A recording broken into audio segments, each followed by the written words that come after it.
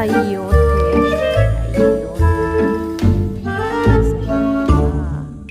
Dalawa. Tatlo. Apat. Ang daming sunod-sunod na yan. Wow.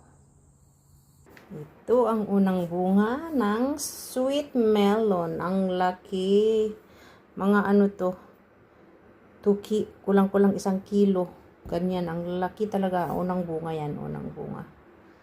Ayan. Paborito ni Mister na prutas. Prutas ito, hindi ito vegetable. Ayan. Ayan.